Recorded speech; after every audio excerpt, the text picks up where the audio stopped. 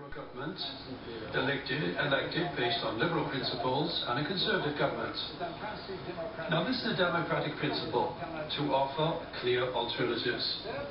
What I accept in this question is that if Mr. Harper were to get more seats than we get, then he will try and form the government. Now, if I get more seats, then I will be the one trying to form a government. And in both cases, we'll try and get the confidence of the House. And that's the rule of our Constitution. And I think, now he finds it difficult to do this, but I think I myself, I'll be able to work with you and with Mr. Leighton, but not in the form of a coalition. I want to offer a clear alternative.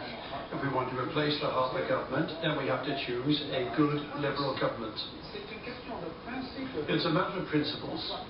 We have to be clear here in the choice that we are offering Canadians. And that's why I rejected the possibility of a coalition. Well, of course.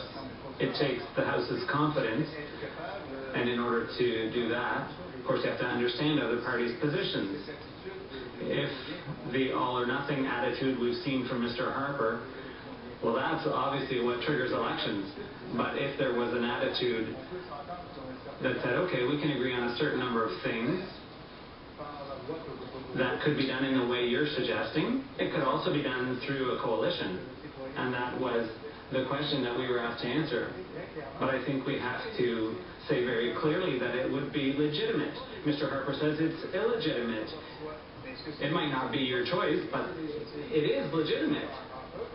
Mr. Harper, when he said that whoever comes second could never become Prime Minister, it's quite the opposite of what he wrote to Adrienne Clarkson in 2004. The words speak for themselves. It was clear. And Mr. Harper even took the trouble to meet with Ms. Clarkson to explain what we intended. Look, what I think is that you have to offer clear choices to Canadians. I want to work on those problems which are important for Canadians. For example, spaces in daycare. There's a shortage of spaces. Families want assistance to educate their families, to give their children post-secondary education. And these are tangible problems. And I want to offer tangible solutions. And that's why I'm offering a family plan for all Canadian families. And I can work with other parties. I've worked with Mr. Leighton in the past. I've worked with Mr. Doucette, even sometimes with Mr. Harper. Now, that's more difficult, I know.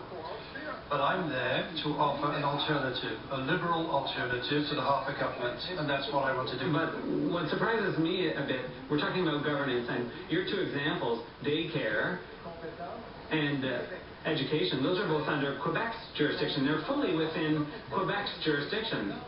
Those are clearly matters that come under Quebec jurisdiction, and there's a consensus at the National Assembly with respect to the federal spending power.